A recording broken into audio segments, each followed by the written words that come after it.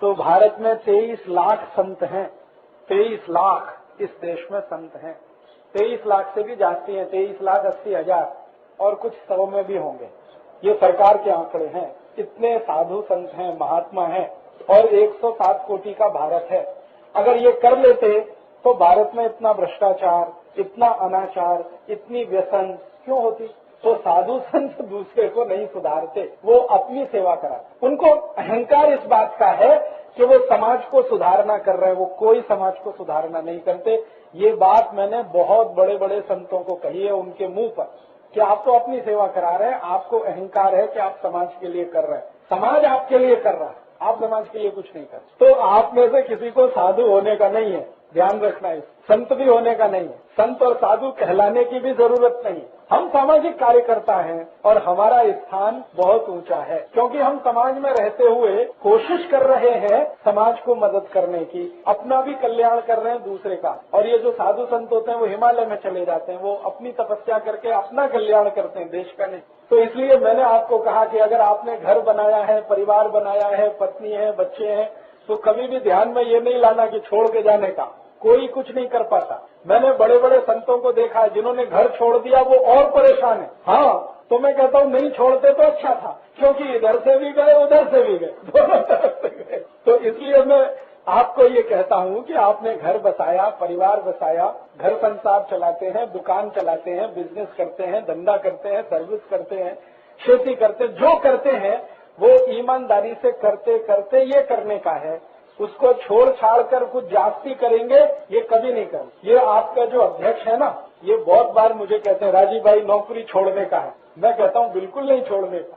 पूछो इनको कितनी बार बोला है कि मैं नौकरी छोड़ता हूँ, अभी अगले साल संपूर्ण काम करता हूँ। मैं बार बार एक ही बात कहता हूँ कि नहीं छोड़ने का, क्योंकि मैं जानता हूँ जिन्होंने सब छोड़कर काम किया बहुत परेशान हो। इसलिए समाज के बीच में रह के हमें करना है, परिवार के बीच रह के करना है। और अगर आप परिवार समाज में रह के करते हैं तो बहुत तारीफ की बात है।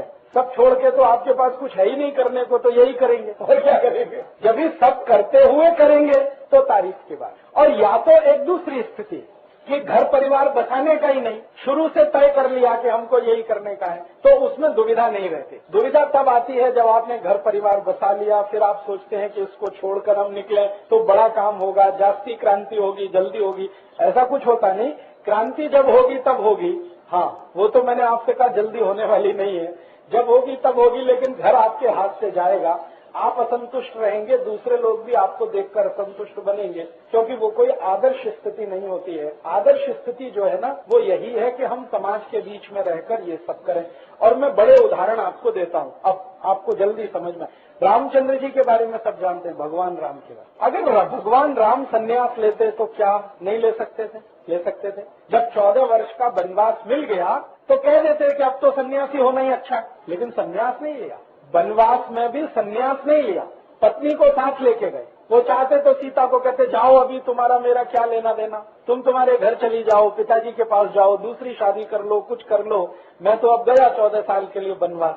ऐसा नहीं कहा। उन्होंने कहा कि मैं वनवास जा रहा हूँ, सन्यासी होने नहीं जा रहा हूँ। वनवास माने राजमहल से दूर रहूंगा, लेकिन समाज के बीच में रहूं। तो जंगल में रहने वाला जो समाज है, जिसको हम आदिवासी कहते हैं, वनवासी कहते हैं, उनके बीच में रहूंगा और उनकी जो समस्याएं हैं उनका समाधान करूं। तो वो निकल गए 14 साल के लिए। और कहाँ रहे?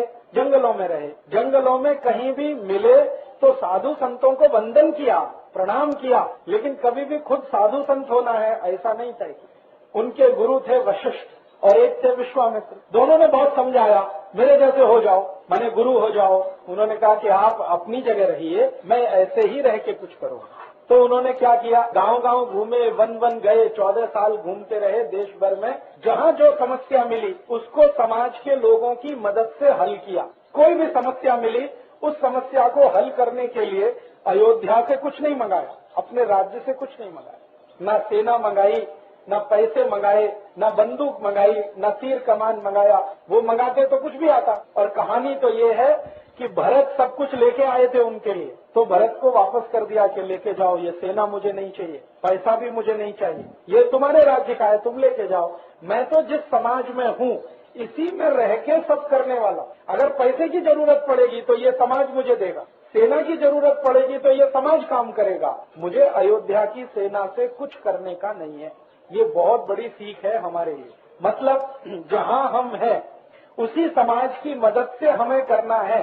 सेंट्रल गवर्नमेंट से कोई फंड आएगा, बंडा तात्या हमको कुछ पैसा भेजेंगे या सचिन शिंदे कहीं से फंड इकट्ठा करके भेजेंगे, तो ये होने वाला नहीं है। हाँ, आप हैं वहीं रहते हुए उनके बीच से संसाधन इकट्ठे करते हुए आपको काम करना। राम के जीवन से तो ये सीखने की आवश्यकता। उन्होंने तो पूरी जिंदगी गांव गांव वन वन घूम घूम के समस्याओं का और उस समय में समस्या सबसे बड़ी ये थी कि जो दुष्ट लोग थे, राक्षस प्रवृत्ति के, वो संत लोगों को परेशान करते थे। ये सबसे बड़ी समस्या थी।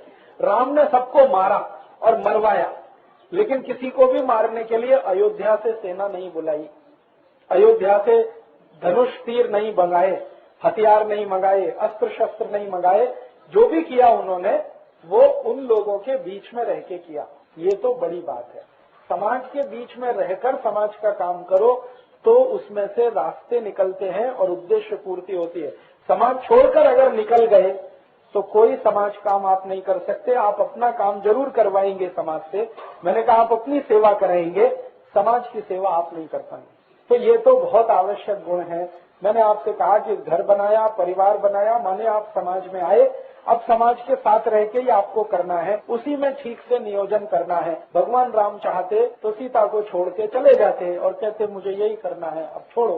हम तो उनसे सीखे। 14 साल रखा साथ में, दुख हुआ, सुख हुआ, तकलीफ हुई, जो भी हुई, लेकिन वो साथ में रहकर ही सब किया हुआ। आप भी अपने मन में से ये निकाल देना कभी भी, क्योंकि कभी कभी कुछ कार्यकर्ता मुझे खत लिख देते और फोन भी कर देते हैं, राजीव भाई घर छोड़ दूं क्या, घर में पटता नहीं, बीवी मना करती है, मैं ये करना चाहता हूँ, झगड़ा होता है, अभी क्या करने का।